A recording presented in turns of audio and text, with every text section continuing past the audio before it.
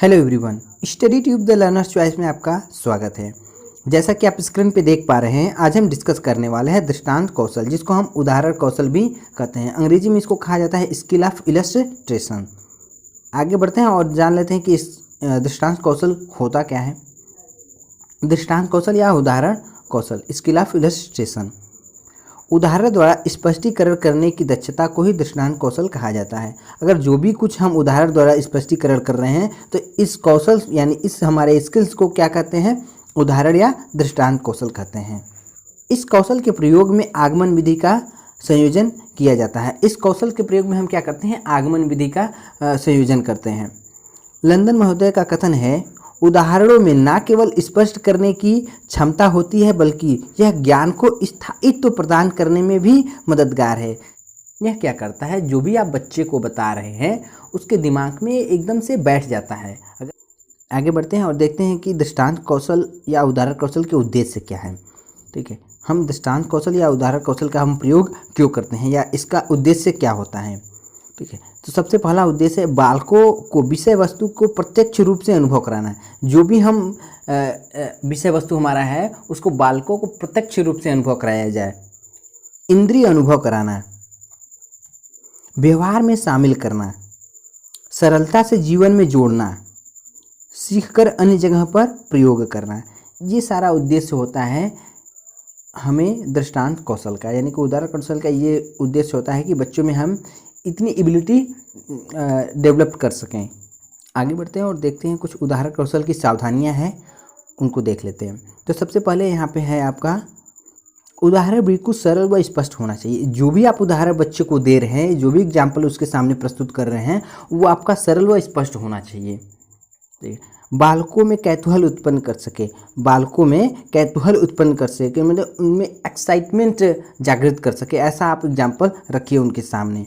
हम आगे बढ़ें उससे पहले आपको बता दें कि आप अन्य टीचिंग स्किल या शिक्षण कौशल की वीडियो देखना चाहते हैं तो हमने आई बटन पे लिंक दे रखा है, वहां से आप जाकर के देख सकते हैं।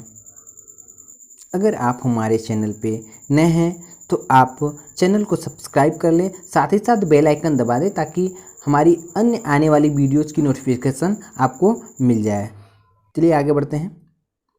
बालकों को अध्ययन के लिए प्रेरित कर सके, आप ऐसा एग्जाम्पल उनके सामने रखिए कि वो प्रेरित हो जाए कि और इसके बारे में हम अधिक जानें और अधिक जानने के लिए वो उत्सुक हो जाएं।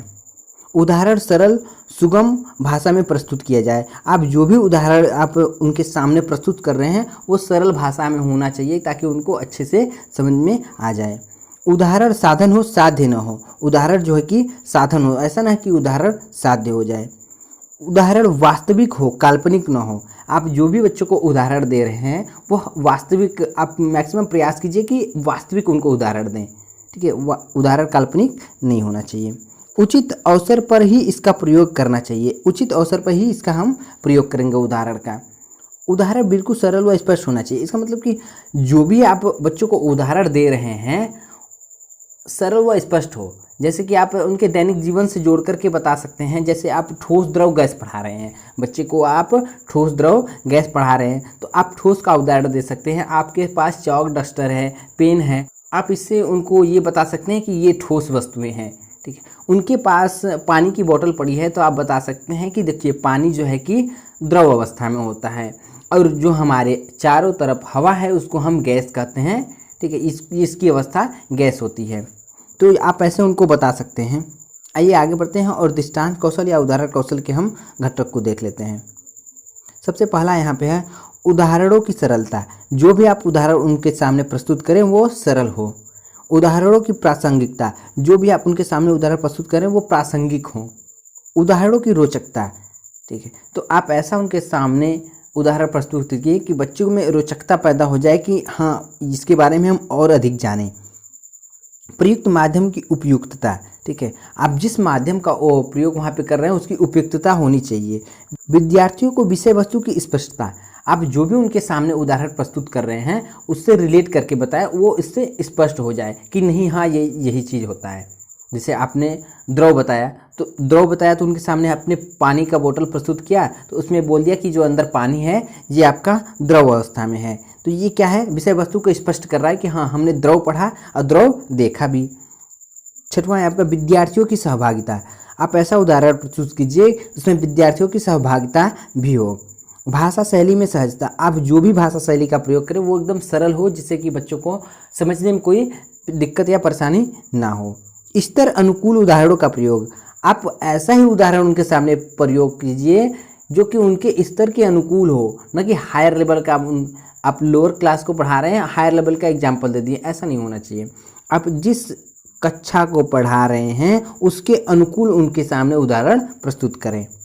प्रस्तुतिकरण की शैली। प्रस्तुतिकरण की आप शैली आपकी ठीक होनी चाहिए कि आप कैसे उनको प्रेजेंट कर रहे हैं, यानी जो भी एग्जाम्पल है आपके पास आप कैसे उसको प्रेजेंट कर रहे हैं। एग्जाम्पल में देखिए आप कोई मॉडल भी बना कर ले जा सकते हैं, मॉडल भी आप दिखा सकते हैं। आज के लिए इतना ही, मिलते हैं अगली वीडियो में नेक्स्ट टॉपिक के साथ। Thank you for watching my videos.